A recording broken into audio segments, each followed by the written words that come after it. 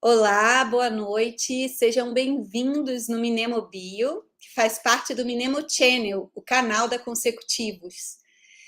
O Minemobio, para quem ainda não conhece, trata sempre de uma biografia de um personagem histórico, onde nos primeiros 30 minutos a gente apresenta ali uma biografia, uma história geral daquela personalidade, para logo em seguida, chamando aí todos vocês para participarem, a gente expande para um debate, olhando para esse personagem histórico pelo viés da seriexologia.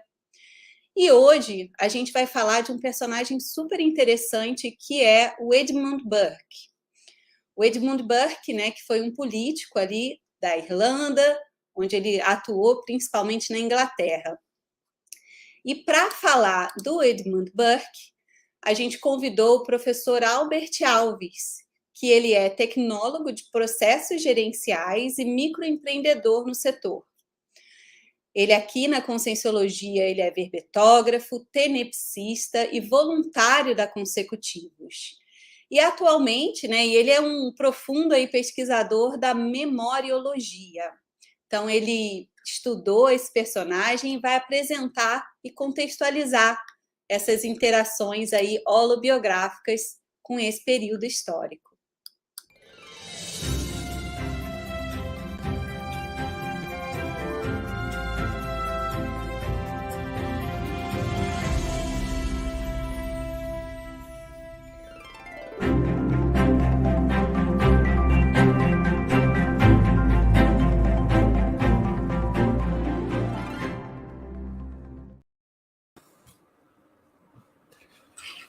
Olá, boa noite a todos, boa noite, Débora, e agradeço o convite.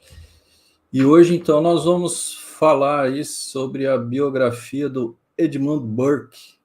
Eu vou colocar aqui um material para ajudar aqui na condução do processo, né?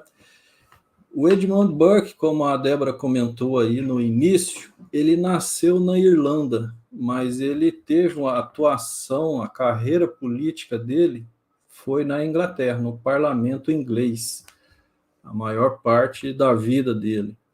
Teve a sua formação, a infância, estudou na Irlanda e depois foi para a Inglaterra fazer a atuação política dele.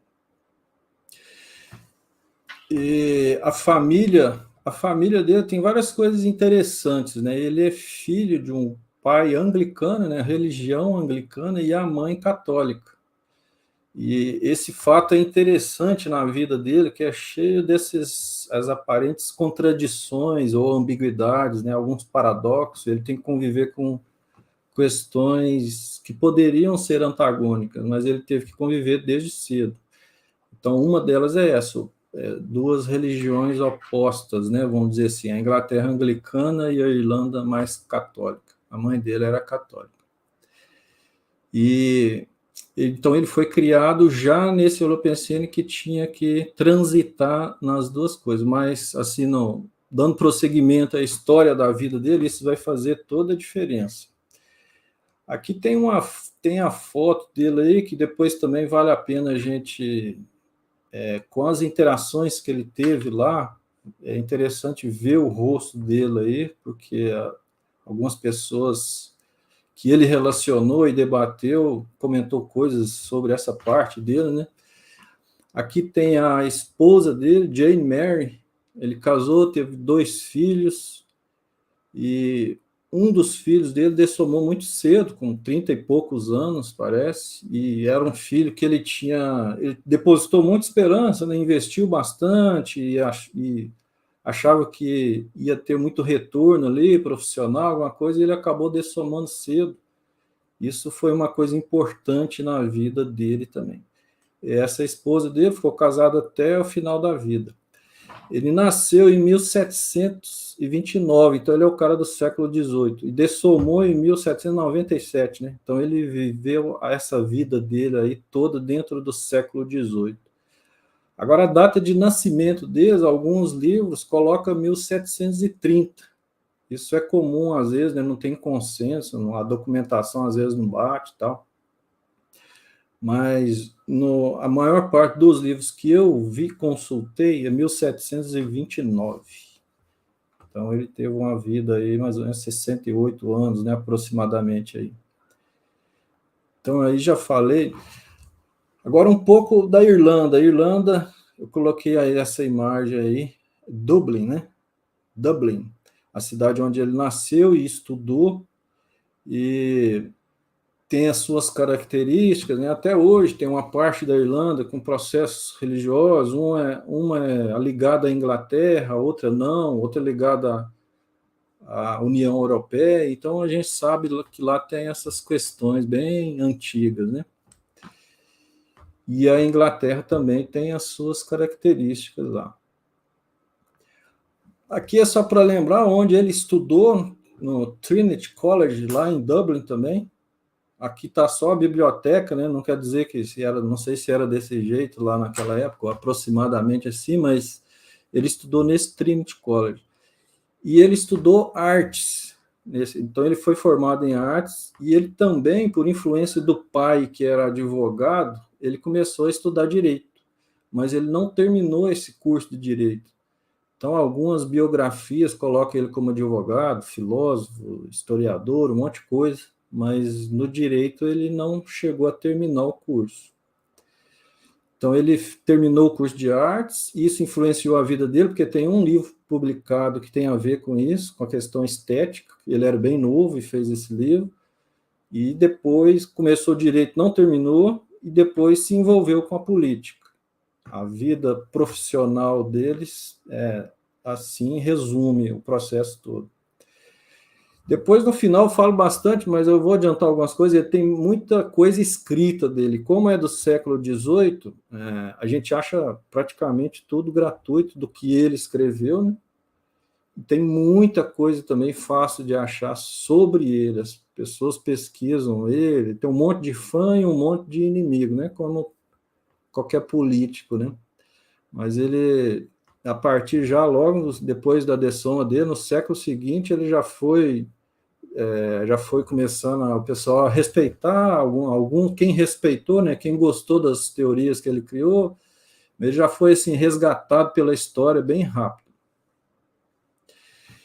E a formação dele aqui, eu já falei, né, lá da arte, da política, mas eu estava comentando sobre as publicações, né?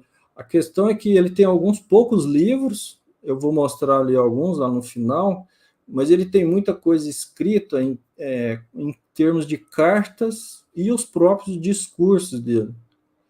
Inclusive, ele ficou muito famoso por uma carta que acabou virando um livro dele. Era uma correspondência, uma opinião que ele deu muito forte, que hoje ele é muito conhecido por conta desse documento. Aí logo depois ele escreveu para uma pessoa, um amigo dele, conhecido na França, amigo da família, né?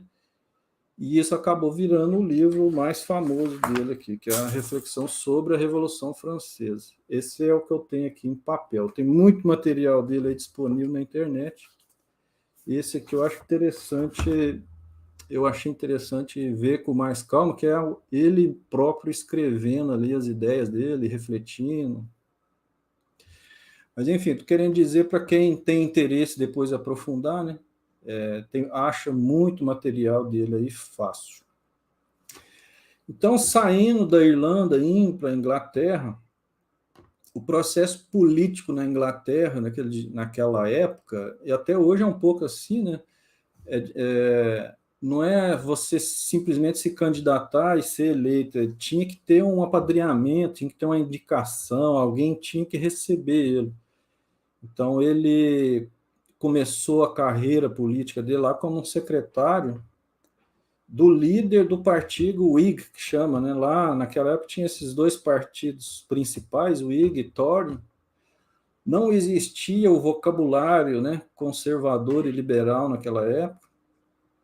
Então ele depois, a gente vai ver, ele acabou ficando famoso como criador do pensamento conservador moderno agora, mas isso nem existia, ele não tinha a menor preocupação com isso. Não tinha nem a intenção de criar nada, ele só dava as opiniões dele ali. Mas vale a pena citar que esse partido Whig ele tinha característica mais liberal do que a gente chama hoje de liberal. E ele ficou famoso como sendo o criador do conservadorismo. É mais uma, aparece na vida dele várias dessas questões. Eu citei lá no início a questão da religiosidade, né? O pai anglicano, a mãe católica, e agora ele dentro do, quando ele inicia na política, ele entra num partido com uma filosofia mais liberal e ele com ideias conservadoras. Tem alguns livros que falam que ele era um Whig e que defendia as ideias de Tory. Tory era o outro partido lá, né? Que hoje é chamado de conservador. Isso é interessante porque esses estereótipos a gente sabe que não significa muita coisa, né? A gente tem a mania de colocar os nomes, colocar as caixinhas, tentar enquadrar as pessoas, mas é até um traço que eu acho interessante do Edmund Burke, é isso, que ele não se preocupava muito com isso. Ele tentava fazer as coisas, né? Não estou defendendo, não estou aqui para defender a biografia dele, mas a gente vai falar de aspectos positivos e negativos. Mas essa questão eu achei interessante. Ele tentava guiar ali a opinião dele por alguns princípios. E ele recebeu muita acusação de ser incoerente. Eu vou citar essas questões aqui. Mas quando a gente aprofunda um pouco, a gente entende qual é a coerência que ele estava tentando colocar. Eu coloquei essa imagem aqui só para a organização lá do parlamento inglês. Tem a Câmara dos Lordes, que é essa aí, tem a Câmara dos Comuns. Ele era deputado, né, o equivalente ao que a gente chama aqui de deputado. Então, ele era a imagem que vem depois dessa, que ele participava lá na Câmara dos Comuns. A Câmara dos Lordes, como o próprio nome diz, né, até quando o rei ou a rainha vai participar de alguma coisa, fazer a abertura lá, né, ela entra lá na Câmara dos Lordes, né? E aqui seria como se fosse aqui no Brasil a Câmara dos Deputados. Então, é onde o pessoal cria lá as leis e tudo mais, criava as regras, né, para orientar o país lá. Câmara dos Comuns. E aqui agora eu vou seguindo aí até 20 horas, mais ou menos, nossa programação, eu vou marcar alguns eventos importantes que aconteceu na vida do Burke, que isso dá a ideia da cronologia da vida dele, e ao mesmo tempo a gente entende como que é o pensamento dele. Isso fica bem claro. Os fatos que eu separei aqui foram aqueles que ele mais colocou intensidade, né, dedicou mais energia, mais tempo durante a vida dele. E aqui colocando um pouco de background, um pouco antes da época da vida dele, no século XVIII, antes teve o Iluminismo, que é muito famoso, né? Fazendo uma síntese, simplificando, que era aquele momento que estava trazendo, que é muito positivo, né? Tentando tirar a questão do dogma da igreja e tentando colocar uma coisa mais racional, mais bem pensada, né? E aí entra um ponto interessante. O Edmund Burke tinha muitas restrições com alguns iluministas. Eu estou lembrando aqui, conforme for lembrando, eu vou falando junto. Ele nunca teve a pretensão de ser um filósofo. O pessoal coloca na biografia dele, é um filósofo, político, teórico, e um monte de coisa que eles colocam, mas ele não é um filósofo da estatura desses que a gente conhece, nem dos antigos, muito menos dos antigos, nem desses mais modernos, o Voltaire, que é da época ali do Iluminismo. E, inclusive, alguns críticos falam disso, que ele era, como filósofo, ele era superficial, porque ele transitava bem, na minha opinião, entre o processo teórico e o processo pragmático. Eu estou falando isso porque esse background dele ter restrições com o iluminismo é especificamente no ponto que ele achava o excesso de racionalismo na época, lá naquele contexto, poderia prejudicar, na medida em que se afastasse da realidade. Traduzindo com o nosso idioma de hoje, é como o excesso de teoria poderia afastar da prática. Na biografia dele também eles colocam, né, teórico político, mas ele viveu a política a vida inteira, então ele não era só teórico político, ele estava lá no parlamento e fazia as suas reflexões sobre a política, então ele transitava na teoria e na prática.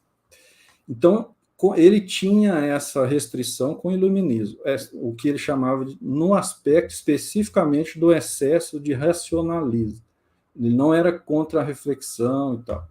E, no fundo, também ele defendia um pouco a religião. A gente vai ver que uma questão que ele é muito famosa é de não fazer mudanças radicais, e isso quer dizer defender um pouco da tradição, a tradição entre as instituições, incluindo a monarquia, incluindo a religião.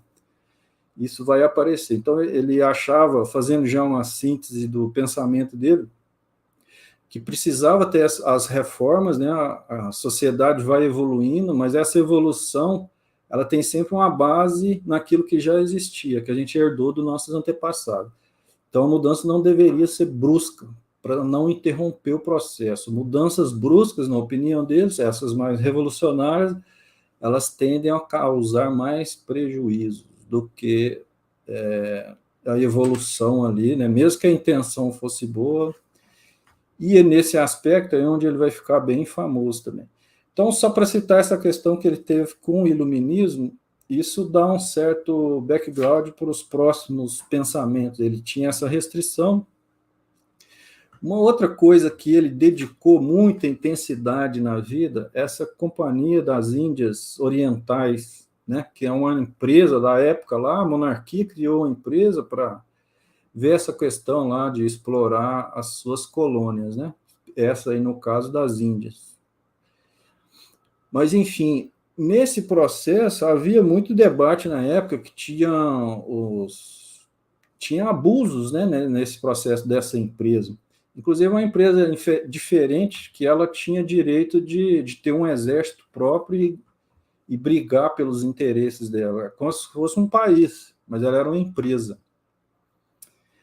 E ela era coordenada por um governador, né, um governador dessa Companhia das Índias. E o Edmund Burke, ele encasquetou com esse governador e ele foi em cima desse cara e tentou durante muito tempo fazer o impeachment desse governador da Companhia das Índias Orientais por conta desses abusos. Esse cara chegou a ser julgado, teve processo, teve um monte de coisa, e realmente tinha abusos, todo mundo sabia. Mas no julgamento dele, ele foi absolvido, porque era um negócio muito poderoso ali, né, do sistema ali. Mas o Edmund Burke é muito famoso por essa luta. Ele dedicou muita força e energia para tentar fazer o impeachment desse governador das Companhias das Índias. O nome do cara é Warren Hastings, é o governador, né? Dá um nome de governador, mas é tipo o presidente da empresa lá. Então, esse já dá uma característica. Aí, no caso, ele estava tentando defender a colônia, a Índia. Ele achava... Tem alguns pesquisadores que falam que ele tinha essa facilidade, a gente vai ver na Revolução Americana também, ele tinha uma certa facilidade em reconhecer que a Inglaterra cometia alguns abusos, o Império Britânico. Algumas pessoas falam por quê? Porque ele não era inglês, ele nasceu na Irlanda, então isso para ele era mais tranquilo. Então, aí já na Companhia das Índias, ele demonstrou isso na prática, fez uma luta, acabou não dando em nada para o cara, mas lá no final das contas, o julgamento, o cara foi absolvido, mas depois, com o tempo, ele foi removido de lá e as coisas melhoraram um pouco. Mas esse é um aspecto interessante da história dele. Mostra o jeito que ele era... a gente fala que ele tinha... A teoria que o Burke defende é da moderação, mas ele era um cara intenso. Então, na política, nem em lugar nenhum, não tem nenhum santo, né? Mas alguns pesquisadores também comentam que quando ele defendia uma coisa, ele entrava e ficava bravo e falava que o rosto dele, aquele meio irlandês, né? Então o cara ficava vermelho e argumentava, ele era um bom orador. Então ele é nervoso, vamos dizer assim, né? Teve um processo, agora não vou falar de revoluções, 3 revoluções envolvidas na vida dele. A Revolução Gloriosa na Inglaterra, a Revolução Americana, né? Estados Unidos e a Revolução Francesa. A Revolução Gloriosa ela foi bem antes, né? No século anterior aí, ou mais da vida dele. Mas essa Revolução Gloriosa ela foi citada por um político num debate e o Burke não se aguentou, ele brigou com o cara lá no parlamento por conta disso. Porque o cara comparou a Revolução Gloriosa com a Revolução Francesa.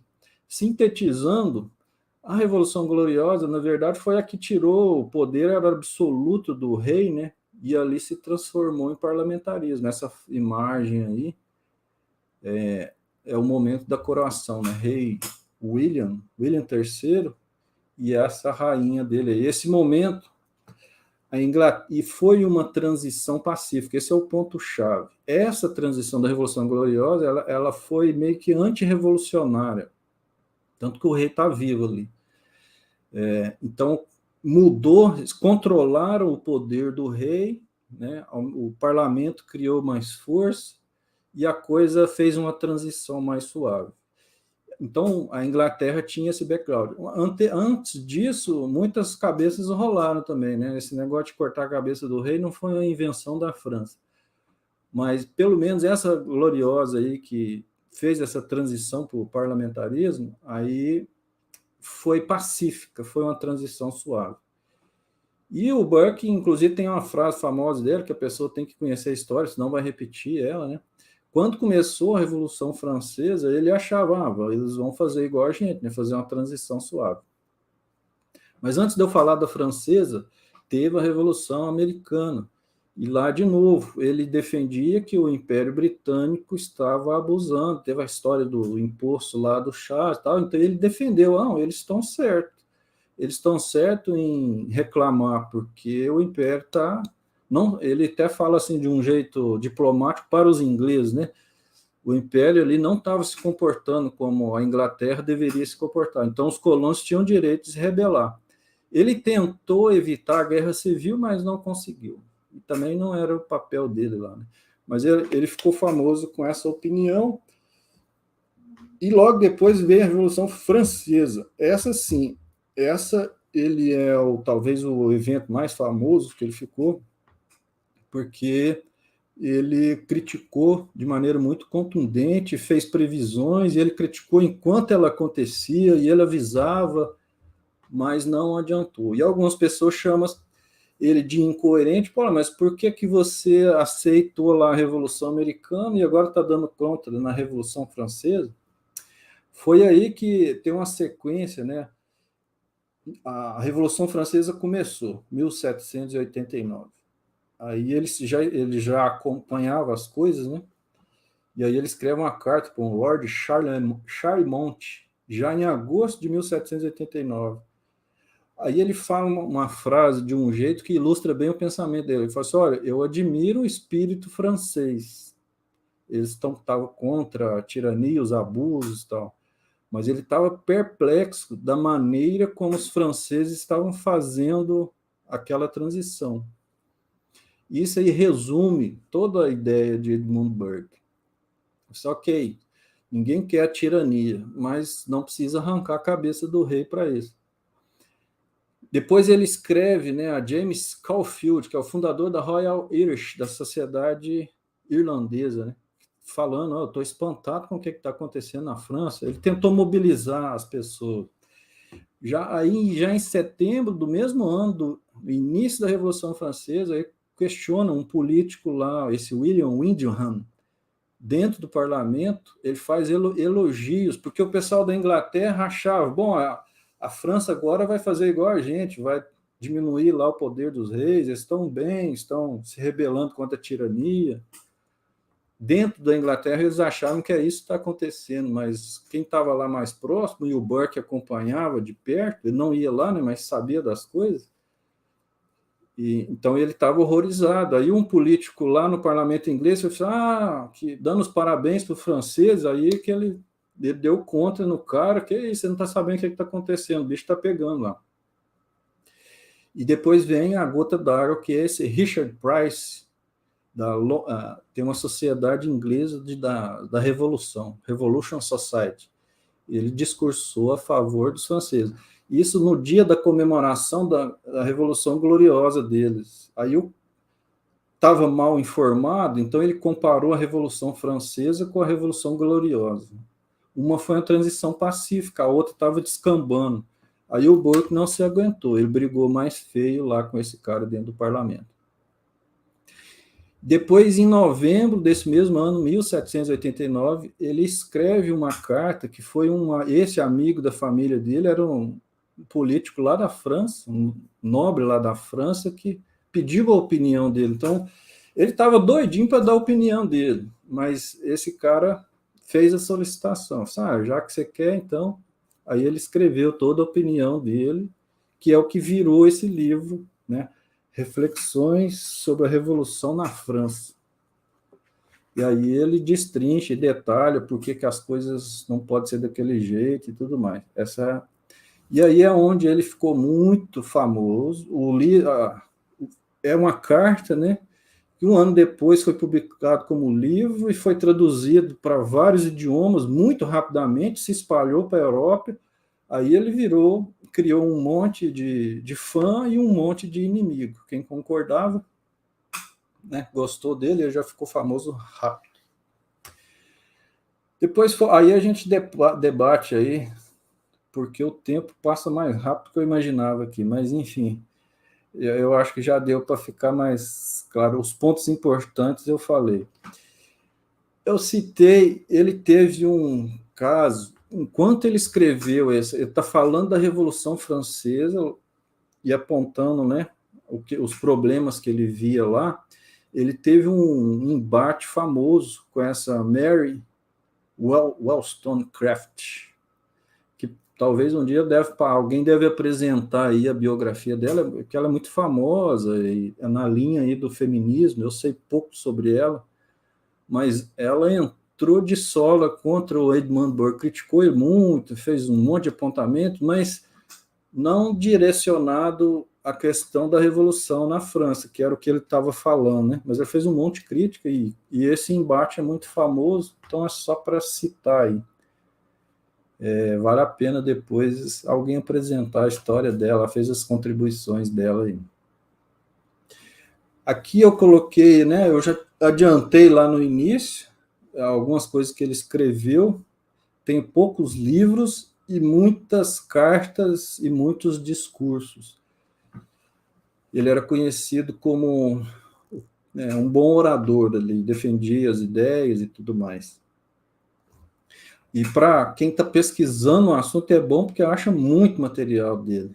E coisas que ele escreveu ali naturalmente, se posicionando e tal, a gente vê direito o temperamento da pessoa. A gente está dentro de um contexto aqui que é seriaxiológico, né?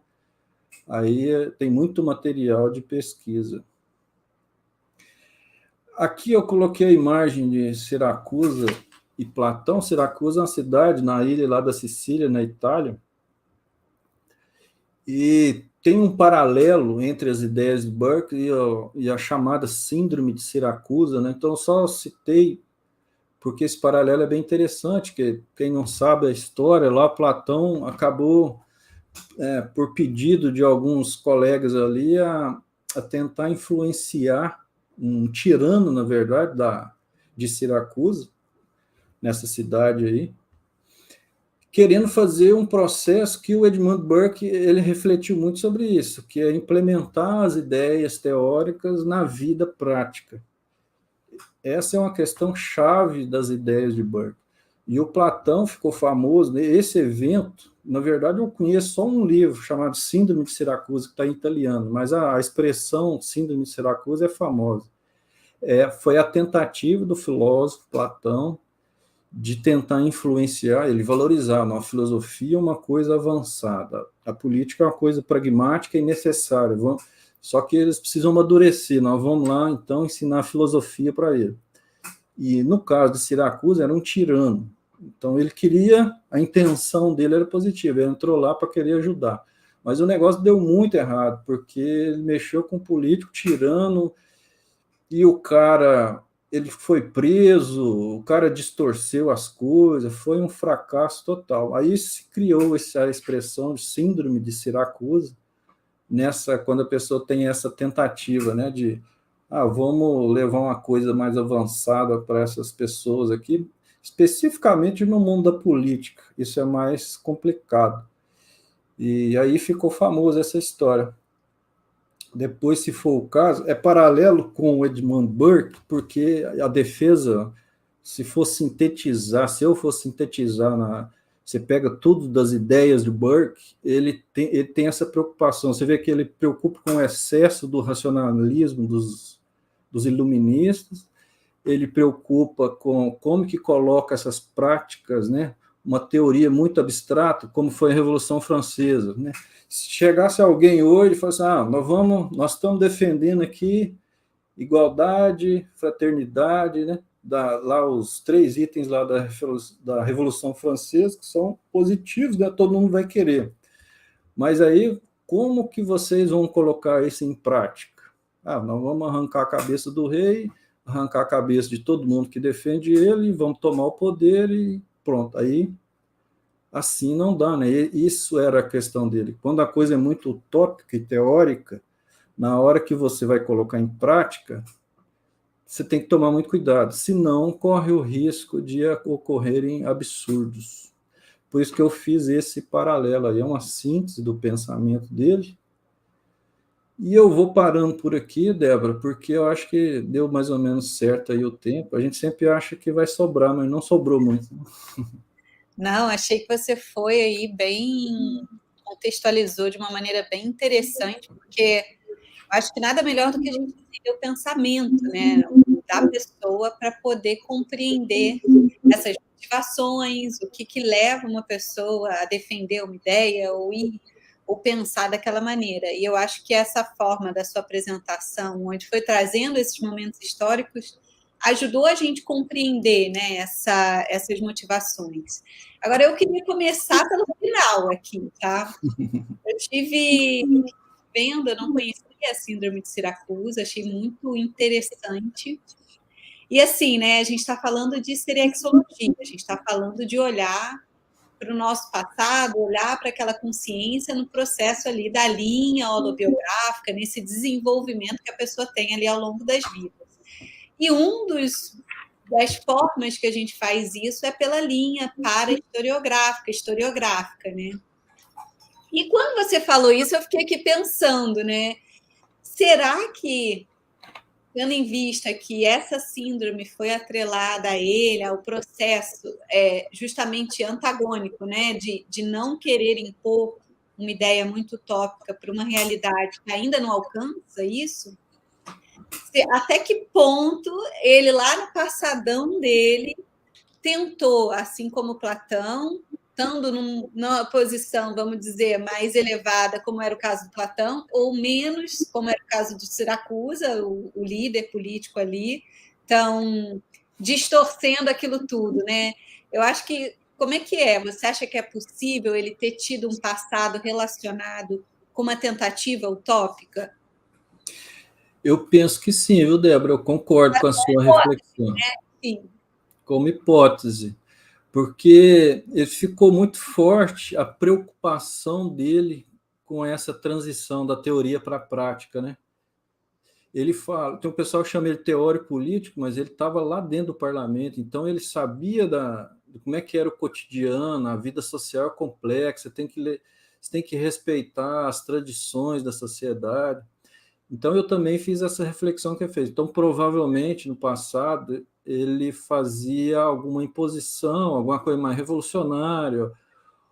Essa do Platão, eu acho ela muito didática e muito parecida com a Revolução Francesa, né? Só que a Revolução Francesa ela engajou muito mais gente, né?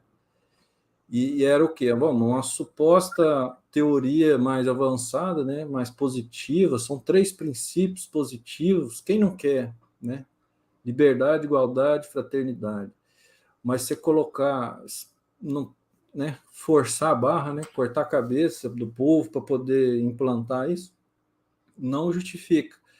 Então, pela seriexologia, a gente tende, né, a teoria é essa, a gente tende a querer consertar os nossos erros do passado, né? Pelo que ele dedicou na vida, eu concordo que hipótese, ele deve ter feito forçações de barras e esse meio que estupro evolutivo, né? Então, vamos colocar aqui, eu tenho uma ideia melhor, vamos destruir tudo e coloca essa minha ideia aqui. Invasões, né? Invasões territoriais, destruição de cultura, destruição de instituições, esse tipo de coisa, que era o que ele era muito preocupado nessa vida aí.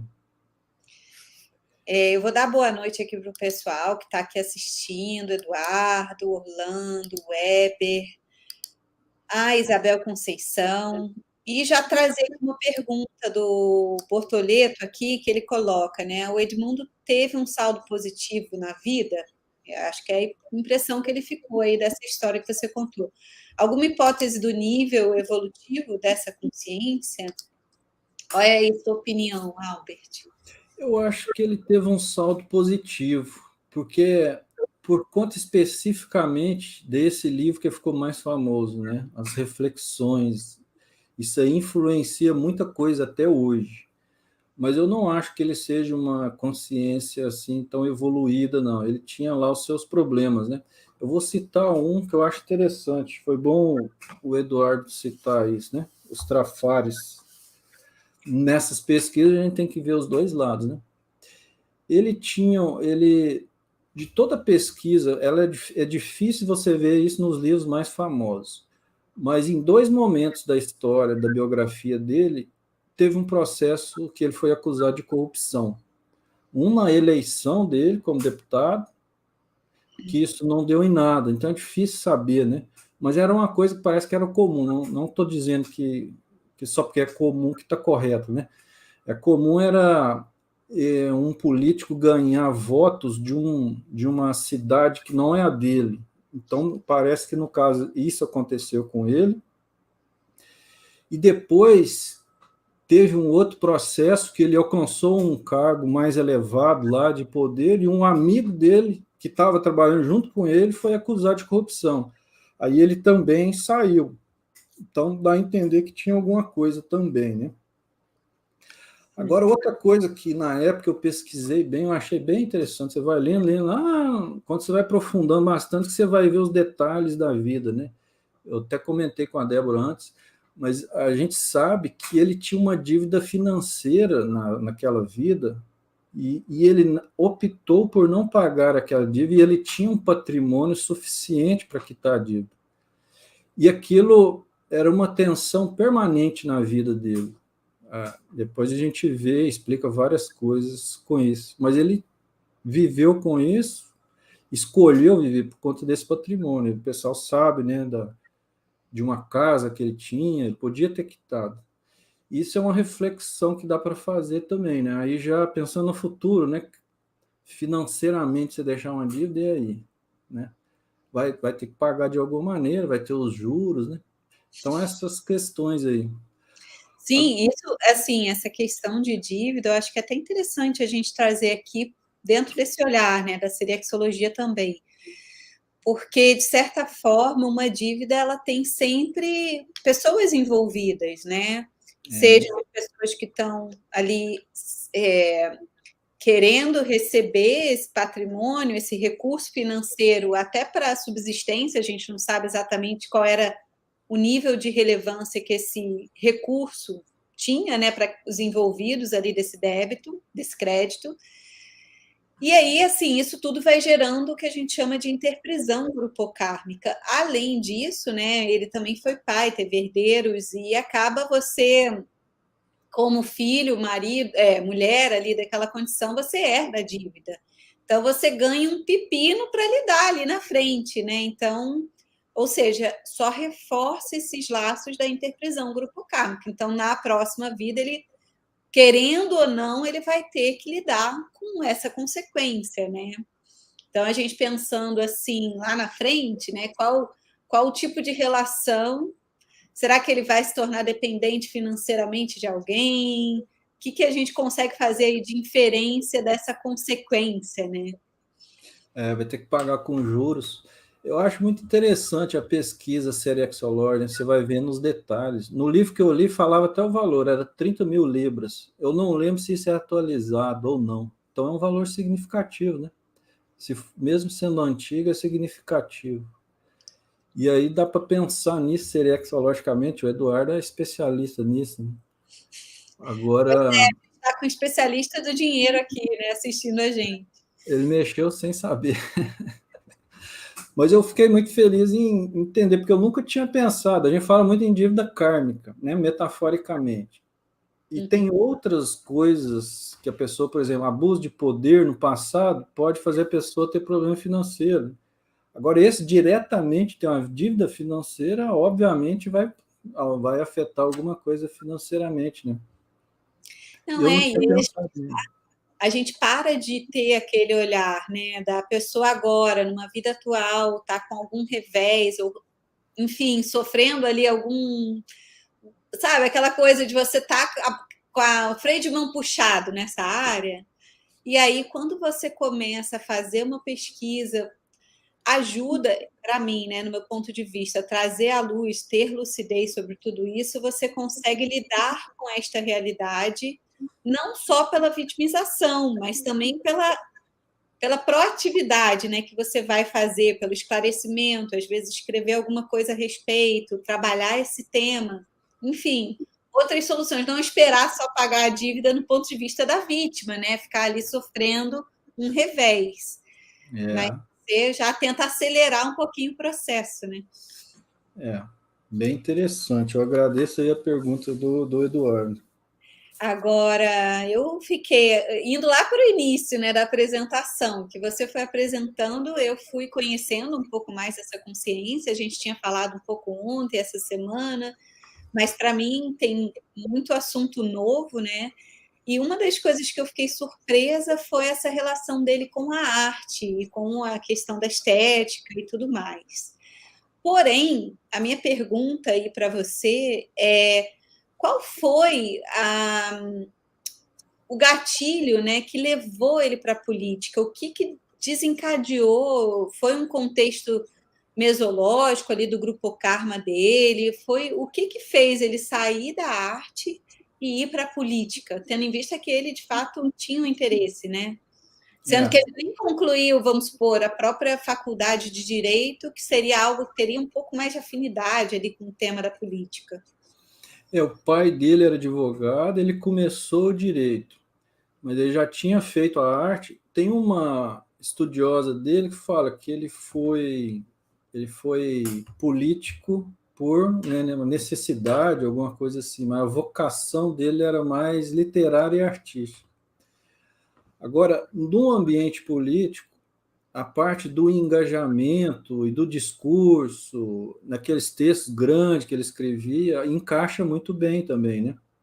Uhum. Agora, ele foi meio que abriram as portas para ele, né? Ele entrou lá como secretário e aí, logo em seguida, já passou já direto para o parlamento e não parou mais. Agora, a Mary Stonecraft lá, Wollstonecraft, né? Ela acusava ele, quando ele escreveu as reflexões sobre a Revolução Francesa, ela criticou que ele estava sendo muito emocional. Então tem muita coisa em comum, né? Tanto nos discursos, nessa coisa mais do engajamento, Inflamado, assim. inflamado. É. Ele defende a ponderação, mas ele defende a ponderação. Paradoxo, né? Porque se ele era a favor de uma ponderação, de não extremos, e ao mesmo tempo ele defendia essa causa da ponderação de uma maneira inflamada, né? Então, Inflamada. É. um pouquinho até do nível evolutivo, quando a gente consegue enxergar essas incoerências, né, do discurso, isso denota ali um nível específico, né, não tão elevado ali dentro da escala evolutiva. Que a coerência, eu acho que é um bom parâmetro, né, entre a verbação e a ação, você fazer esse cotejo, né, para saber onde é que a pessoa se encontra. Ele foi bem, bem humano, assim. E é muito interessante ver isso. Então, ele tem lá, se ele respondesse com conscienciograma, ia dar que é bem parecido com os nossos, assim, né? Altos e baixos numa área, né? Bom numa coisa, ruim em outra, lacunas, ambiguidades. Mas ele tinha uma acuidade. Eu acho interessante essa reflexão que ele fez, onde ele ficou mais famoso, né? Uhum. Ele analisando um acontecimento sério que estava vivo ali acontecendo naquela hora e ele fazendo a análise simultânea, tinha uma erudição para saber a história e tirando conclusões, inclusive ele previu, olha, esse caminho que vocês estão tomando vai acabar em tirania, vai acabar em sangue, não vai dar ruim esse negócio. Ele falando da Revolução Francesa. Isso no ano de 1789, foi quando ela começou, a coisa piorou feio. Infelizmente, ele teve muita razão, mas não adiantou muito, né? Pois é, e aí eu fico pensando, né? É muito comum quando você tenta fazer um meio de campo, você apanhar dos dois lados, certo? Certo. E ele acabou sofrendo um pouco isso, né? De apanhar do lado de quem era mais revolucionário, enfim, queria ir contra esse status, e também apanhava de quem era mais conservador, porque ele tentava enxergar o contexto. Então, por exemplo, no contexto ali da Revolução Francesa, o que ele critica não é o ato em si de tentar fazer um movimento mais contra, né, a monarquia, mas sim a forma como tudo isso foi feito, né, e a consequência dessa forma, de tudo isso. Então, assim, é difícil você conseguir compreender como é que seria dizer o que ele disse sem cair nesse nisso que a gente sempre fala, né, de apanhar dos dois lados. Tem uma forma de falar uma mediação sem você apanhar dos dois lados? A gente pode trazer até para a nossa realidade atual, né? Quando a gente É, está contra de um lado e aí tenta entender um pouco o outro lado, a gente acaba apanhando.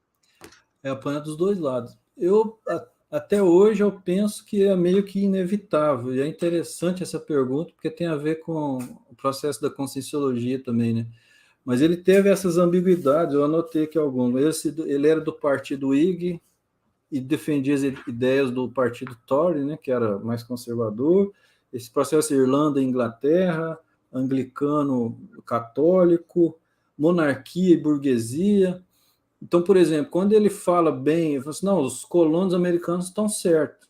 Então ele está dando contra na monarquia inglesa. Depois, na francesa, ele falou, não precisa cortar a cabeça do rei. Ele está Quer dizer, ele defendendo está defendendo o rei e está. necessariamente o rei. Exatamente. E aí todo mundo ele recebia crítica de todos os lados. E essa é uma aparente contradição. É isso que eu estou tentando dizer. Ele tentava. Hoje a gente considera ele um pouco mais como fosse um político independente, uma terceira via, alguma coisa usando a nomenclatura de hoje, porque ele não queria entrar em ideologia. Ele tinha uma certa restrição com ideologia. Mas não, vamos analisar as coisas, mas é muito forte nisso ele de respeitar o que a gente herdou, respeitar as instituições e fazer reformas mais graduais. Agora pensa na conscienciologia, né? A gente, por exemplo, tem o cético, né? Aí vai o cara, igual aquele que escreveu lá A Morte da Fé. O cara critica a fé da religião. Aí a gente apoia ele em alguns aspectos. Mas também a gente critica a religião, depois o cara é cientista. Aí a gente fala, eu concordo com você nesse aspecto, mas você não aceita absolutamente nada da multidimensionalidade, é o outro excesso. Então, a gente dá o contra em praticamente todas as áreas, em pelo menos algum aspecto, né? E apanha também, né? Então, exatamente, aí é onde eu queria chegar. A gente deve ter passado por um treinamento, né? Porque a gente pode receber crítica de todas as áreas, a gente respeita todas, né? Mas fala, aqui a gente tem o princípio da descrença, a ciência é ótima, mas ela não aceita o paradigma consciencial, e aí a gente pode analisar todas as áreas. A política é indispensável, mas do jeito que está é muito, muito ruim, né, em termos de moral e ética. Aí a gente defende a cosmoética. Então, a gente vive nesses dilemas bem pior que o Burke, porque é para todos os lados, né? Todos os lados tem motivo para dar conta na conscienciologia. Pois é, mas se a gente parar para pensar, né, o nosso nível evolutivo, a gente ainda tem conflitos, certo? A gente ainda vive tentando superar, passar dessa fase, né, do conflito. E o conflito nada mais é do que ficar na dúvida entre um lado e o outro lado. Então, isso espelha muito bem a nossa própria realidade, o nosso próprio momento, né, evolutivo, não só nosso, mas do planeta como um todo. A questão é que eu vejo, e que eu acho muito interessante, e aí trazendo um ponto positivo mesmo para o Burke, é essa capacidade de pelo menos olhar os dois lados, né? Olhar para um lado, vamos supor, mais revolucionário, ver o que tem ali por trás, o que tem um mérito, qual é o que vale a pena daquele contexto, e também a mesma coisa da monarquia. E entender, e aí nisso ele traz um conceito, eu acho que não necessariamente lúcido, né, mas que não existe um salto quântico. Então, peraí, como é que eu saio de um contexto que era extremamente conservador, monárquico, isso e aquilo, para uma próxima etapa ali de sociedade, de gestão social?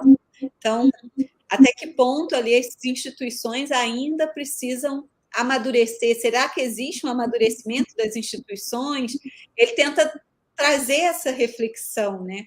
E aí eu vou te fazer uma pergunta que polêmica, Tá bom. porque uma fala, né, do professor Valdo era que não presta mesmo. E aí, como é que fica esse contraponto, né, com essa mediação? Qual é a tua opinião dentro disso? É uma pergunta difícil, sabe? Das coisas que eu refleti, eu gosto de. É bom a gente separar, né? O Edmund Burke preocupa muito com as questões das estruturas sociais. Ele, como político, né? A polis, o grupo de seres humanos, né? E nós nos preocupamos com a evolução, né? A gente sabe, a evolução ela é grupal, mas ela ocorre individualmente, né? Cada um vai fazer a sua própria evolução. Não existe evolução sem interação com os outros. Mas então eu penso que a gente pensando desse jeito, que é possível eu fazer as minhas próprias reciclagens, fazer um processo com foco interno e respeitar as coisas. Por exemplo, eu posso ter um trafaro, eu posso ter um vício e falar assim, não, vou acabar com esse vício amanhã. Ele vai demorar a consolidar na minha vida, né? Mas eu posso tomar uma decisão e acabar. É uma decisão radical, né? Eu lembro dos inversores falar, por exemplo, que era radicalmente contra as drogas, né? Que é uma questão correta. Então você pode ser mais revolucionário com as suas questões pessoais. A hora que entra na estrutura social, aí tem que respeitar a velocidade do grupo, não dá para forçar a barra, né?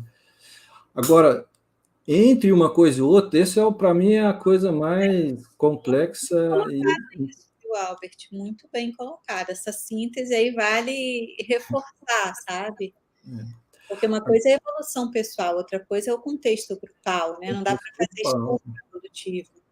Uma coisa eu aplico o princípio da descrença na minha vida, ou eu tento, né? Outra coisa é eu falar, não, vamos acabar com a igreja e eliminar todo mundo que tem religião. Aí já é uma coisa revolucionária, esse pensamento de destruir, começar do zero, né? Sim. E eu acho que isso exige bastante e vai exigir cada vez mais da gente saber transitar nessa história de respeitar, aí fazer o esforço individual, fazer o que dá para fazer.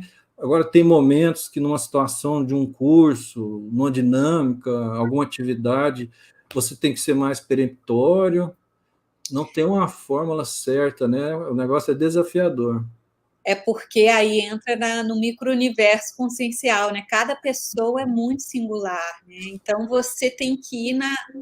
Às vezes você precisa sim dar um ponto ali, fazer uma TARES muito mais enfática, e aquilo, às vezes a pessoa vai embora, vai magoar, vai voltar só daqui a 10 anos, porque ficou chateada com aquele confronto, né, que ela foi colocada ali à prova, mas depois de muita reflexão ela volta, e isso que é interessante a gente ver acontecendo, né?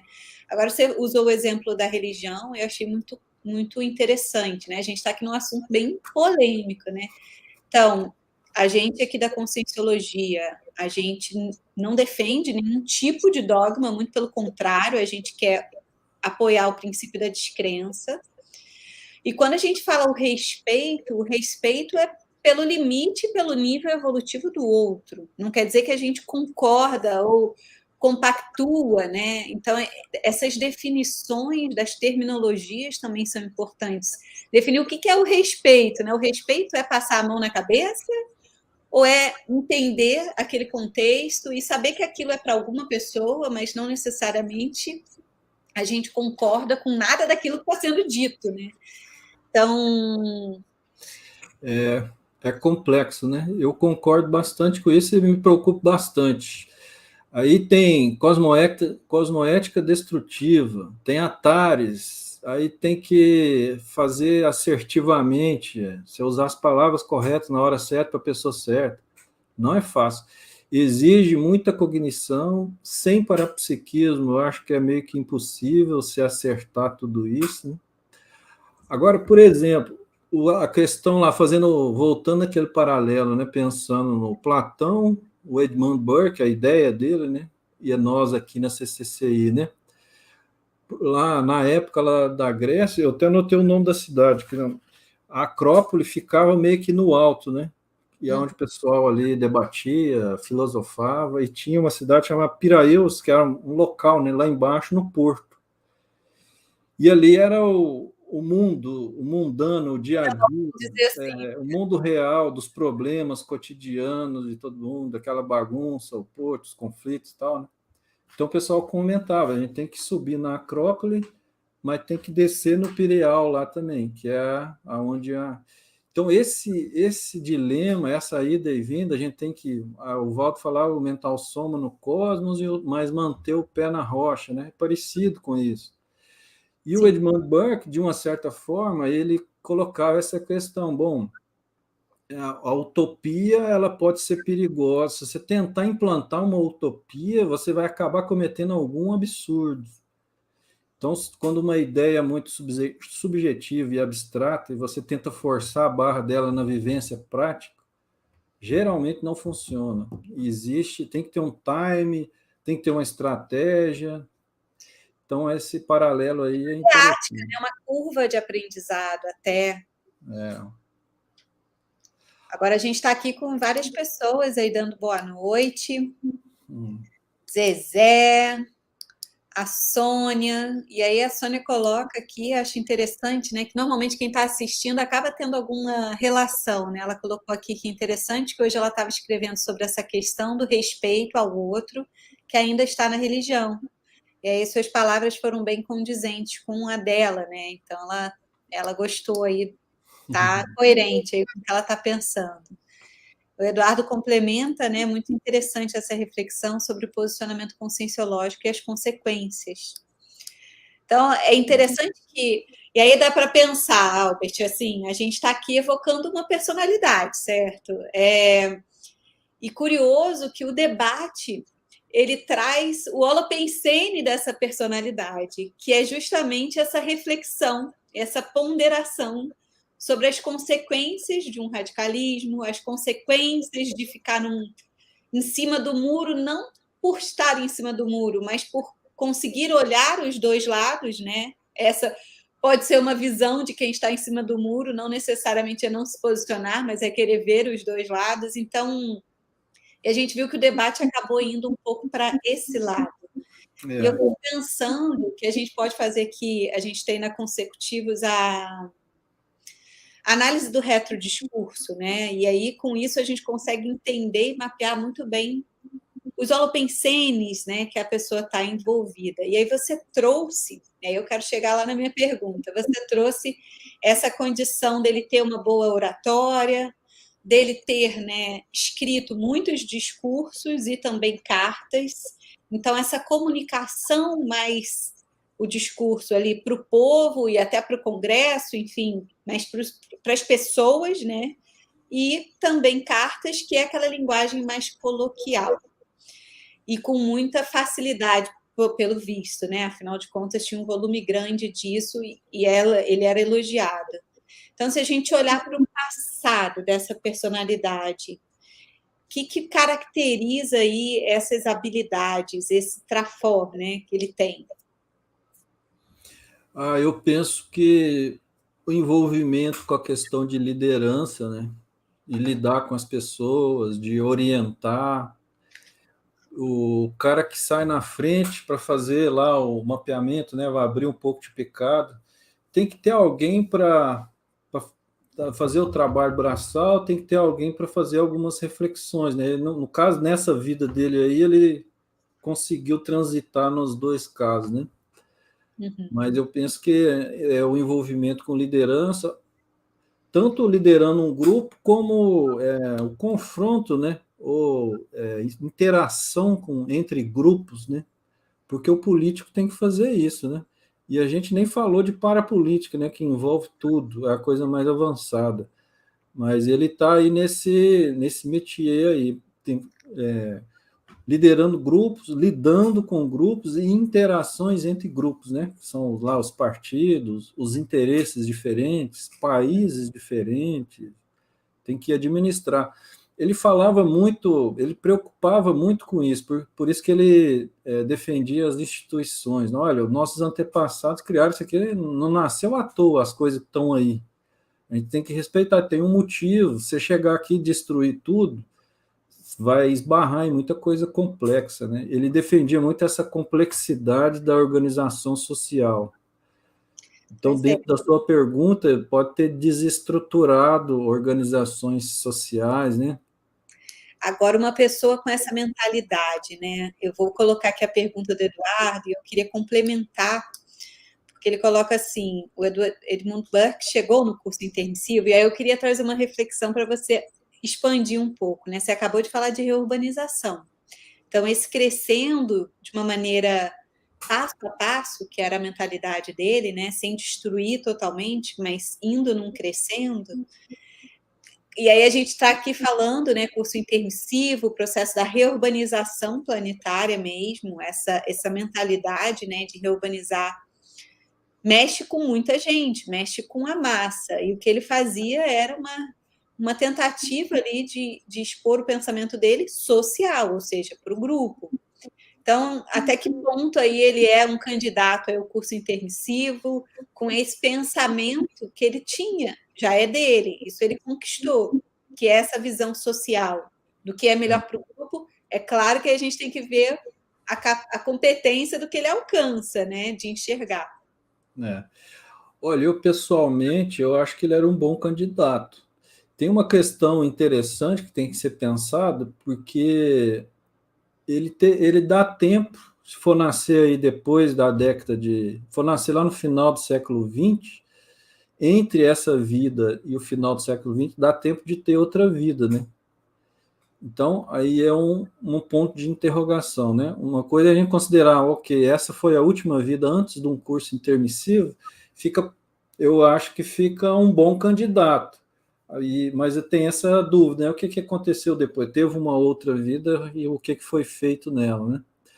Mas as reflexões dele, a vida dele, eu acho um bom candidato. Porque essa é aquela história da pessoa, pode não ter aquele nível evolutivo todo, mas ela tem uma representatividade grande, né? Então, puxa aquele cara que você consegue atingir um monte de gente.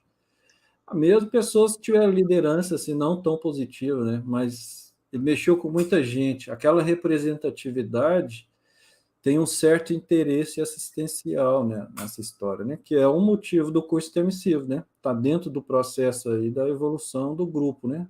Planetária, reurbanização e tudo mais. De certa forma, ele também tem uma habilidade e uma competência de enxergar, né, e fazer análises. E análises, de certa forma, visando ali um processo da evolução social, né, do grupo, dessas interações, sem ser extremista. Isso eu acho que é um ponto super positivo. Então, quando a gente vai para uma defesa muito extremista, a gente acaba esbarrando numa limitação cognitiva, né, de enxergar o contexto de uma maneira mais ampla. Então, para mim, eu coloco isso como um trafor dele, sabe? Que pode sim ser aí um candidato. E Eu aí, é com- claro, né, se a gente for pegar aí o processo dessa, às vezes, retórica mais inflamada, mais emocionalista, mais carregada, era, às vezes, a estratégia, né, como é que é, de sensibilizar, né, o outro. Então, talvez ele tenha que tomar cuidado com a manipulação, com a forma como ele vai tratar. Então, são pontos que a gente vai olhar também no curso intermissivo para, quando renascer, tá ali meio gato escaldado, né? Não correr esse risco tão grande. Você falou uma palavra que é a que eu pensei. A vida dele me deu essa impressão, porque, assim, se eu passasse por isso ali, eu me sentiria escaldado. Aí a gente tem que estudar, né? Aí é uma pesquisa mais difícil, né? Porque esses ataques de todos os lados, aquilo, ou a pessoa fica forte, ou ela fica escaldada, né? Ou as duas coisas, se for possível. Então tem que ver no processo evolutivo como que ele digeriu essas coisas, né? Porque tem essa tensão lá do processo financeiro, a família, o grupo, vários grupos diferentes. Você vê essa mulher atacando ele falando da França. Eu acho isso muito didático e para nós, né? Talvez fosse o caso. A minha conclusão é que fazer mais exposição é melhor, porque se a pessoa faz pouco, parece que é meio que inevitável. Você mexe numa coisa, aquilo vai ter o revertério. Se você mexe pouco, né, só de tempos em tempos, acumula, né? Então parece que existe uma demanda, as pessoas precisam interagir ali, te criticar, então você tem que deixar esse negócio fluir. Então, Sim. a vida dele parece que tinha uma demanda reprimida. Esse da Wollstonecraft aí eu acho muito didático, porque tá falando da Revolução Francesa e a mulher acusando ele de coisa relacionada com feminismo, machismo, não sei o quê. Ou seja, não deve ser à toa. Mas aí é o que eu estou falando, né? São várias reflexões que dá para fazer. Mas essa interação pública eu acho muito inevitável, né? Até a gente chegar lá no serenismo, né? E esses revertérios, os contrafluxos, administrar isso aí é uma coisa que eu acho muito importante e complexa. Agora, falando em gato escaldado, eu fiquei pensando, né, até que ponto ele era contra ideologias, vamos dizer assim, né? Ele não era a favor de ideologias muito. é, Enfim, você contextualizou isso tudo aí, porém, ele tinha ali um pensamento também que a gente pode dizer que ele tem passado um pouquinho na filosofia, não tem? Eu penso que na filosofia, por conta dessa tendência, ele tem essa característica de refletir sobre o que está acontecendo, né? O Uhum, Platão defendia isso, que essa história que a gente chama a pessoa de filósofo, querendo dizer que a pessoa é muito teórica, não era a intenção do Platão. Ele defendia aí que o filósofo tem aquela história, tinha que subir na Acrópole e depois descer lá para o porto, para ver uhum, se a coisa está funcionando, né? E isso é muito interessante na Conscienciologia. Nós temos conceitos que na Socin são muito abstratos e subjetivos. Fala cosmoética. Como é que você vai implantar isso? É um negócio difícil, né? Mas tem a saída toda, né? Primeiro a gente faz com a gente mesmo, né? Aí, por isso que eu acho que essas pesquisas ajudam bastante a gente. O paradigma consciencial dá um monte de saída para esses dilemas aí. uhum. Essa da aplicação prática é o que eu estava respondendo a sua pergunta, né? Da filosofia, eu acho que ele mexeu também. Agora, o fato de ele ficar lá 30 anos num parlamento mostra que ele também descia para o porto, né? Ele Uhum, descia para a vida real também e tinha essa preocupação.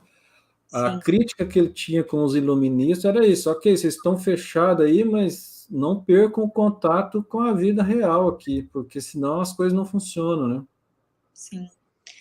Ah, e uma coisa, eu queria puxar agora um outro lado dele, que eu não sei aí o quanto que você estudou desse lado, porque acaba que esse perfil, né, mais de homem público, acaba chamando atenção e é onde se tem mais registro, né, na historiografia.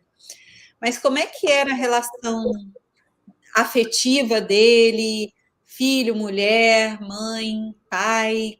Tem um pouquinho desse contexto para a gente conhecer o Edmund Burke, pessoa ali, cidadão comum, sabe assim?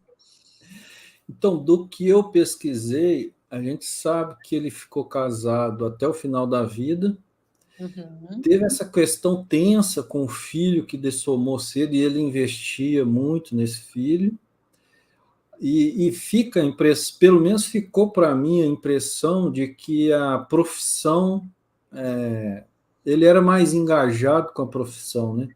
Aquilo Uhum. tomava mais a energia dele. Mas eu não cheguei a ler consequências disso, ou alguém reclamando especificamente disso. Parece que a mulher dele teve abortos espontâneos, que também não dá para falar, né, o que é a responsabilidade. Essa questão que eu falei, financeiro, cria uma tensão para a família, igual você estava falando, né, que deve ser desagradável. Então, para ele, mesmo que ele soubesse levar aquilo, poderia ficar uma tensão ali estranha, né, um medo de perder o patrimônio, alguma coisa assim. Do que eu estudei, a vida pessoal dele aí, essas são essas questões aí. Então, a gente tende a deduzir algumas coisas, né? Não deve ser fácil. Agora, no momento por exemplo, na época da Revolução Francesa, aquilo lá intensificou, né? Aquilo lá dominou muito a questão dele. Então, ele se engajou demais naquilo. Aí você não tem energia para tudo, né? A pessoa tira, de algum lugar ele tirou para dedicar tanta força que é aquele processo lá. Aquele também da Companhia das Índias, de tudo que eu li, tem coisas que talvez alguns conflitos foram desnecessários. Isso pode ter acontecido, né? É difícil julgar ali, né? Mas às vezes ele poderia ter evitado alguns, dedicado só àqueles mais fortes, tal. Agora, a pessoa que é engajada politicamente do jeito que ele era, não vai tirar energia de algum outro lugar, né? Então vai da família. Sim. Alguém ia pagar o preço, né?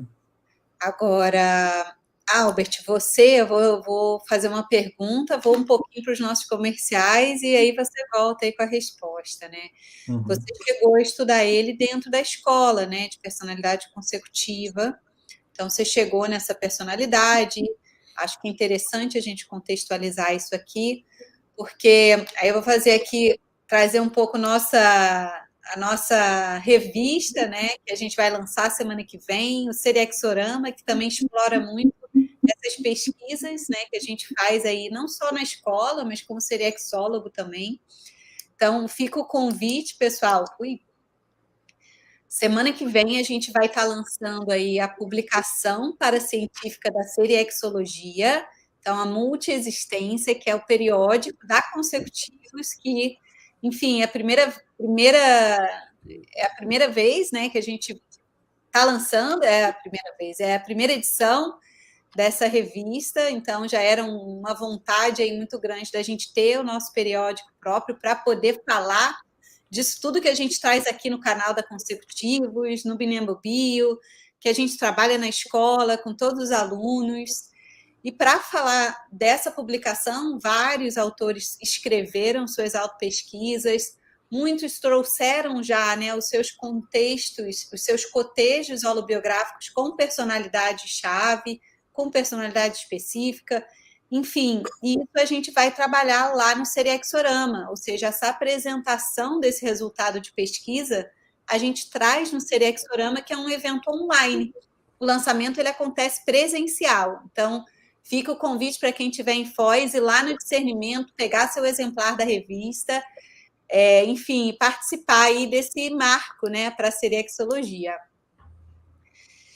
E para você, Albert, como é que é fazer essa pesquisa? Como é que foi fazer essa pesquisa? O que você aí pôde crescer, né, com esse resultado aí, com esse cotejo, enfim? Então, para mim foi bem interessante, Débora. Existe aí, então, a escola de personalidade consecutivas. Se eu não me engano, eu fiz em 2018, né? Dura um ano e meio. Uhum. E eu, para te dizer a verdade, a gente, no final, para quem não sabe, a gente pesquisa uma personalidade-chave, alguma que você acha que tem alguma relação, alguma semelhança, alguma coisa que vai aprofundar a sua autopesquisa seriexológica, né? E eu sendo bem sincero, eu jamais procuraria alguma coisa assim puramente política, assim, né, em termos de personalidade. Uhum. Embora eu tenha bastante afinidade com um líder específico aí, que eu tenho certeza que não foi eu, mas tenho uma afinidade de posicionamentos. Enfim, mas durante a escola, algumas coisas que estavam acontecendo na CCCI, acontecendo na minha vida, aquilo acabou me direcionando, e eu achei esse cara aí meio que por acaso. É interessante porque ele não aparece muito na academia brasileira, nas universidades brasileiras, nas listas de filósofos famosos. Agora que toda essa barulheira aí de política, aí o pessoal de um lado ou de outro fica tentando aproveitar, né, essas personalidades. Talvez ele criou um pouquinho de força aí, mas praticamente era invisível aqui no Brasil. E me chamou a atenção, eu fui fisgado pela questão da Revolução Francesa, eu tinha um monte de fatuística, coisas refletindo na minha cabeça, e me deparei com ele debatendo sobre a Revolução Francesa. E aquilo ali meio que uma coisa atraiu a outra, e aí é interessante, independente de qualquer coisa, aquilo te ajuda, né? A vida de outra pessoa, seja ela quem for, aí você entra naquele, vê como é que ele viveu, fica parecendo a gente estar no extrafísico olhando o pessoal vivendo lá na vida real difícil lá, né? Uhum. Aí você, olhando uma vida do passado, ainda mais a dele, que tem muitos detalhes, aí você vai aprendendo como que ele lidou com isso, como que as pessoas reagem, que o ser humano é muito parecido um com o outro, nós estamos em níveis evolutivos próximos, problemas semelhantes, e aí acaba que essa pesquisa ajuda muito a nossa vida atual, né? Independente de quem seja. Sim. A minha experiência foi essa aí durante a escola. Você consegue perceber ali o que você tem, às vezes, de semelhança e como é que aquilo reverberou no processo evolutivo daquela consciência, porque ficou grafado na história. E aí você consegue aprender e encurtar essa curva de aprendizagem, né, na sua vida. Ou então também se identificar por um trafor, e aí você resolve, né, manifestar mais aquele traço, porque você vê o quanto que aquilo pode ajudar, às vezes, um grupo maior e tudo. Eu acho fantástico essa técnica do cotejo da escola, justamente não, né, a gente brinca lá na escola, não para ter uma personalidade para chamar de sua, né, mas para poder fazer uma conscienciometria num nível, às vezes, que só olhando para si mesmo é difícil você enxergar algumas realidades. E quando você olha através de outra personalidade, você começa, então, a admitir determinadas condições, né? Que às vezes é muito duro admitir só pelo conscienciograma, né? Vamos lá, tem toda a lucidez de quem eu fui e tudo mais. Então, pelo menos para mim, funcionou um pouco assim, né? Essa segunda camada ali de quem sou eu, né? O que eu fiz. Exatamente. Eu dediquei muita conscienciometria também. Eu posso dizer, eu tenho muita convicção que tem determinadas coisas que você só enxerga pesquisando outra vida. Assim, na prática mesmo, né? Vendo a biografia, tentando assimilar com o zeitgeist daquela época, um contexto, com os problemas. É muito cálculo que você tem que fazer. Se você pesquisa só essa vida atual, não tem condições. Agora, complementando, Débora, imagina naquela época, era uma época relativamente turbulenta, a coisa piorou bastante depois daquilo, né? Essa pesquisa minha começou em 2018, recente, né, em termos de pesquisa. Mas imagina eu na escola, eu fiquei bem pisando em ovos, assim, sendo bem cauteloso, eu apresentei, falava, mas não falava tudo, eu ficava tentando administrar a situação. Era um momento difícil também da CCCI, depois da dessoma do Valdo, e aí foi assim que eu passei. Cada um tem o karma seu, né? Aí eu acho que sobrevivi bem aí ao processo. Mas vale a pena muito, recomendo aí, quem não fez ainda, a escola ajuda bastante, independente de personalidade, aquilo ali esclarece muita coisa e ajuda. Tem decisões que eu tomei que esse cara aí, seja quem for, me ajudou por conta da vida dele. Não estou falando que ele me ajudou como consciência, não, né? os fatos da vida dele, me ajudou a esclarecer coisas. Aí eu entendendo aquilo, ok. Então, aí na próxima decisão que você faz, esse negócio de revolucionar e respeitar, tal, isso aí me ajudou bastante, bem concretamente. Você falou que chegou nele também olhando um pouco a questão da Revolução Francesa, né? A gente aqui no canal do Menino Bio, a gente observa aí um arranjo, né? Que a gente não tem nenhuma, de não orquestra, a coisa meio que flui e vai acontecendo, né? Então a gente comentou aqui nos bastidores que no Minemobio anterior a gente teve aí o Orwell, enfim, que trabalhou muito o tema da Revolução. E agora o próximo, né, do mês que vem, do mês de julho, a gente vai falar do Rousseau.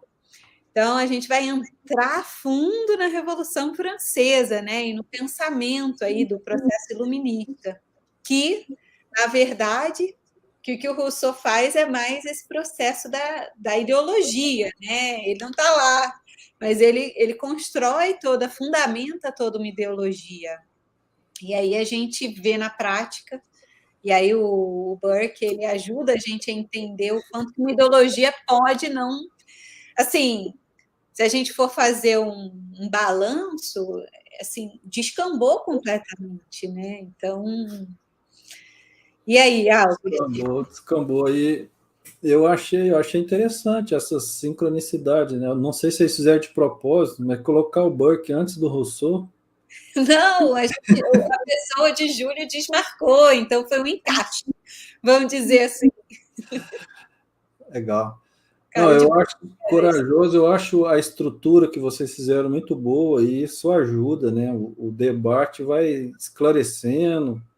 E é interessante você colocar essas ideias diferentes dentro do debate, que aí a coisa vai limpando. A gente teve o passado ali junto nesses conflitos, né? Sim. E Aí antes, agora, né, a gente vai falar do Rousseau semana que vem também, tá, gente? Porque semana que vem a gente vai apresentar, na verdade, a gente, eu digo a Consecutivos, né? Quem vai apresentar é o Daniel Bertolucci no Serexorama, a pesquisa que ele fez. Então tá bem rico. Quem tiver interesse já começa aí a aprofundar para lá no debate do mês que vem trazer aí mais perguntas. Agora, Albert, eu queria aí só fazer um convite, né? Que a gente está aí com 2 cursos de campo, a gente sabe que a pesquisa ela começa, né, de uma maneira, às vezes, seja numa escola, seja através de sincronicidades, existe um fluxo, a gente vai entendendo um pouco mais onde é que a gente tem que chegar com esse processo da pesquisa serexológica, mas a gente também tem os cursos de campo, que acabam ajudando a acelerar esse processo todo. Então, a gente vai ter aqui em Foz do Iguaçu, nos dias de 24 a 27 de agosto, retrocognição intermissiva, que tem o foco, né, de acessar essa memória mais da parapsicoteca, essa memória intermissiva, que visa justamente compreender o que a gente veio fazer aqui, né? Por que aqui? Quais são esses encaminhamentos e o que a gente trabalhou como tema mega paravinco, mega recim, lá nesse período que a gente estava no extrafísico aí, amparado com toda uma equipe, provavelmente, né, ali trabalhando no curso intermissivo. Esse curso são 4 dias, então quem tem interesse vale a pena se programar com antecedência para conseguir chegar com calma e conseguir aprofundar, porque esse curso realmente aprofunda bastante. E também a gente tem o Lucidez Retrocognitiva, que vai acontecer lá em Saquarema. Esse curso aí já teve várias edições, então a gente já conseguiu compreender o mecanismo e o funcionamento e como é que ele trabalha as nossas memórias.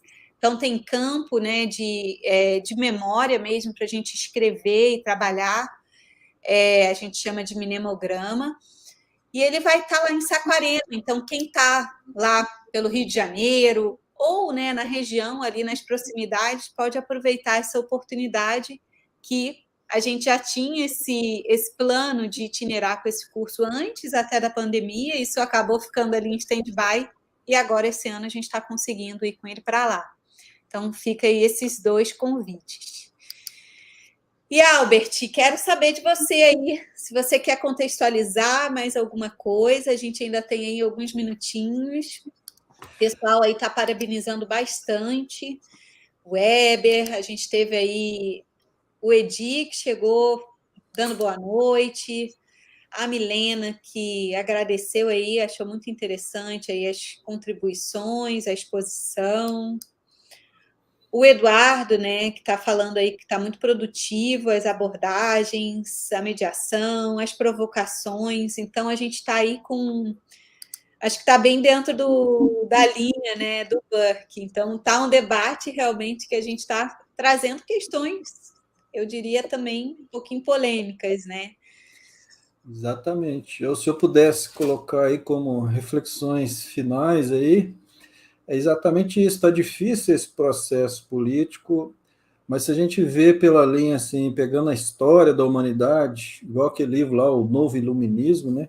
A humanidade tem melhorado bastante. O ruído presente, ele não mostra o tanto que as coisas melhoraram, né?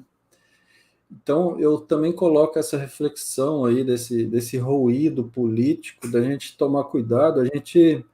Eu refleti que a gente tende a superestimar que esse processo político, a influência que eles têm na nossa vida, não é tanto assim. A gente tende a colocar maior do que realmente é.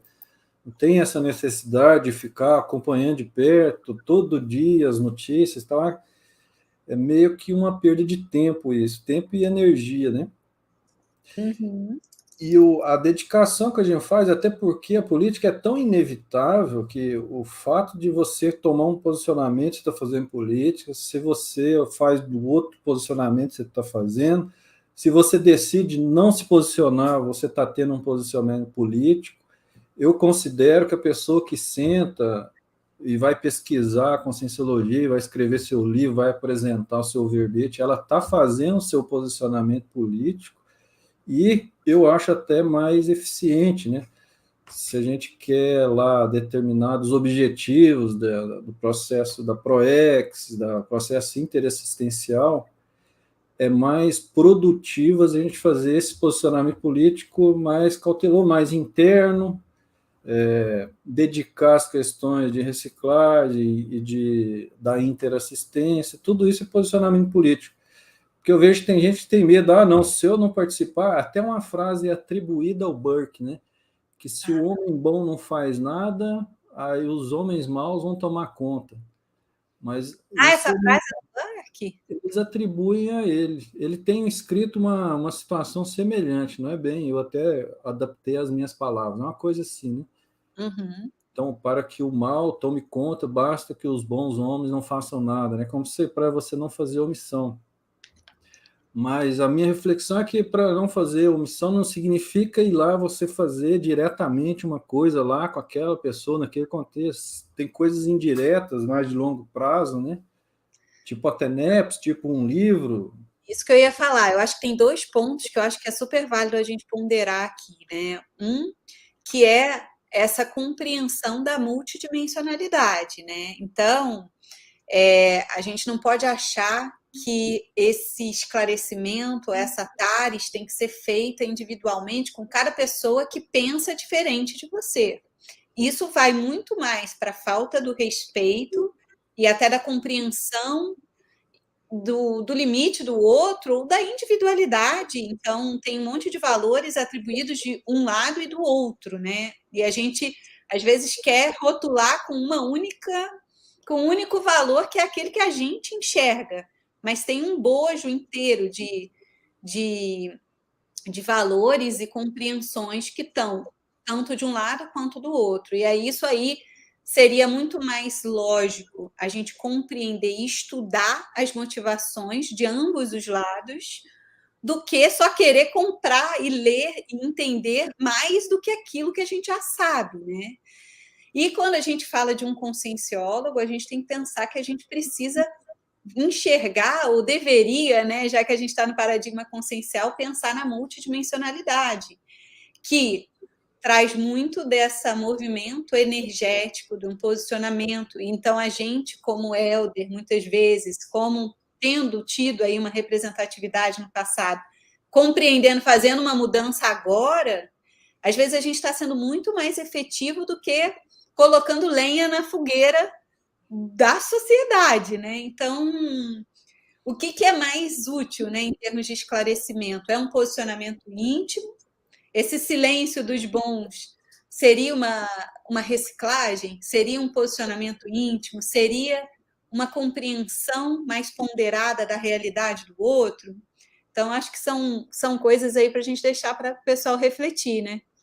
Exatamente. Se ficar essa reflexão aí, já valeu a pena a pesquisa.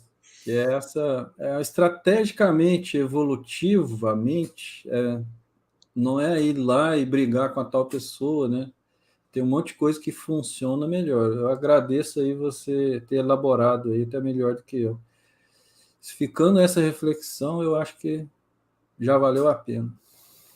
Ai, muito bom ter você aqui com a gente no canal. É bacana aí ver pesquisas aí que aprofundam nesse olhar do discurso mesmo, né? Desse legado, desse holopensene envolvido aí na personalidade, porque isso ajuda a gente entender as motivações que estão por trás daquela pessoa, daquela consciência que é um ser em evolução, assim como a gente, né? Ele esteve, Edmund Burke, agora ele está aí, provavelmente em outro contexto, evoluindo e seguindo adiante. Mudando, né? A ideia é a gente estar sempre evoluindo. Então, obrigada. Fica o convite para quando você quiser voltar aí com novas personalidades, que é muito bom ter você aí no canal com a gente, viu? Tá bom, agradeço muito, agradeço aí o pessoal que participou, todo mundo que assistiu, vai assistir depois. Valeu mesmo, um abraço aí para todo mundo. Tchau, gente. Obrigada. E semana que vem a gente não tem o Minemo Channel, porque o Minemo Book, que seria, né? Porque a gente vai estar lá no Sirexorama. Então, fiquem conectados, porque a gente vai ter live do lançamento da revista também, tá bom? Então, fiquem aí conectados com a gente. Obrigada.